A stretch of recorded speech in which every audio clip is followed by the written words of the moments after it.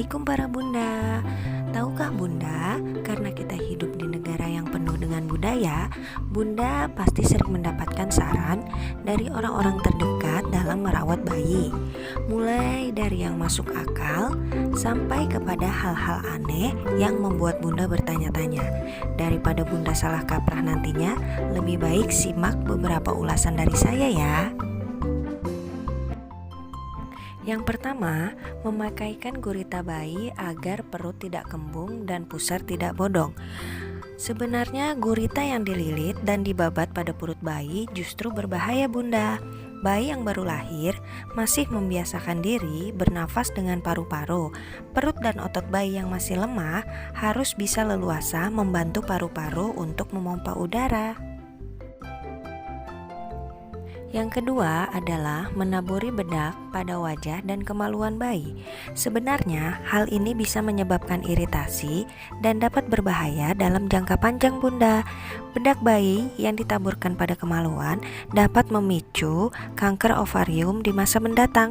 Partikel ini juga berbahaya jika sering terhirup oleh bayi dan lama-kelamaan akan terjadi penumpukan pada paru-paru. Dan juga bisa memicu penyakit radang paru-paru dan kanker paru-paru bunda. Yang ketiga, mengoleskan madu pada bibir bayi. Mengoleskan madu pada bibir bayi yang masih berusia di bawah 1 tahun adalah hal yang salah bunda. Madu mempunyai bakteri yang bernama Clostridium botulinum yang dapat berdampak buruk bagi kesehatan bayi berumur 1 tahun ke bawah bunda. Bayi belum memiliki usus yang kuat untuk melawan bakteri tersebut, sehingga bakteri dapat berkembang dan akhirnya dapat memproduksi racun di dalam tubuh yang dapat memicu keracunan makanan pada bayi bunda. Yang keempat adalah membedong agar kaki lurus.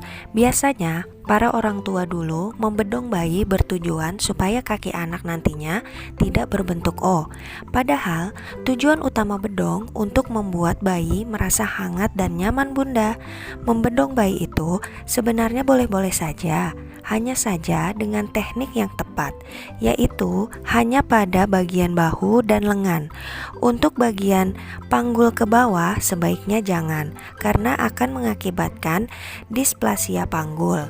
Lagi pula, bedong yang terlalu kencang juga tidak baik bagi para bayi, karena akan membuat nafas bayi menjadi sesak. 5. Rambut dicukur terus-menerus supaya lebat. Faktanya, secara medis, rambut tipis dan lebat itu tergantung genetik orang tuanya bunda. Bukan berarti sering membuat kakinya terus-menerus. Rambut bayi yang terlalu sering dicukur akan menyebabkan kulit kepala pada bayi menjadi iritasi loh. Yang keenam, mencubit hidung bayi agar menjadi mancung. Hidung mancung ataupun pesek disebabkan karena keturunan orang tuanya. Apabila bunda terlalu sering melakukannya, maka akan membuat bayi tidak nyaman karena hidungnya akan terasa sakit. Sebaiknya dari sekarang hindari hal tersebut ya bunda. Yang ketujuh, ada istilah bayi jangan sering digendong, nanti bau tangan dan selalu ingin digendong. Bau tangan adalah hal yang tidak menyangkut dengan perkembangan fisik dan mental bayi.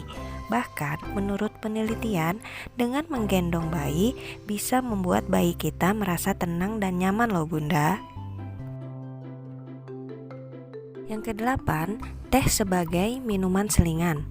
Teh itu mengandung tanin yang dapat menghambat penyerapan mineral-mineral penting dari makanan yang dibutuhkan oleh bayi, seperti zat besi, kalsium, dan zinc, sehingga dapat menimbulkan sindrom gagal pertumbuhan pada anak kita bunda.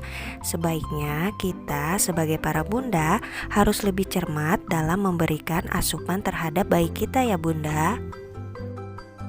9. Memberi kopi agar jantung bayi kuat. Dan ada pula alasan lainnya agar tidak step ketika demam. Bayi belum bisa mencerna kafein baik dalam jumlah banyak ataupun dalam jumlah sedikit bunda.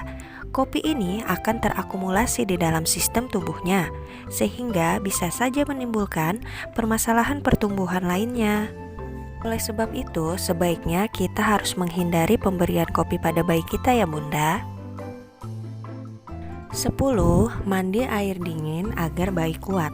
Kebiasaan ini sebenarnya kurang baik dilakukan karena pada bayi justru rentan terhadap suhu dingin. Air yang dingin dapat membuat pembakaran dan metabolisme tubuh bayi meningkat, sehingga makanan dalam tubuh bisa terkuras untuk mengatur suhu tubuhnya. Akhirnya, bayi bisa kehabisan tenaga dan mudah sakit juga terkena flu Bunda. Itulah beberapa ulasan dari saya mengenai mitos kebiasaan yang sering dilakukan oleh orang tua dulu. Semoga bunda-bunda yang cermat bisa memberikan hal-hal terbaik untuk bayi-bayi bunda ya. Terima kasih dan assalamualaikum warahmatullahi wabarakatuh.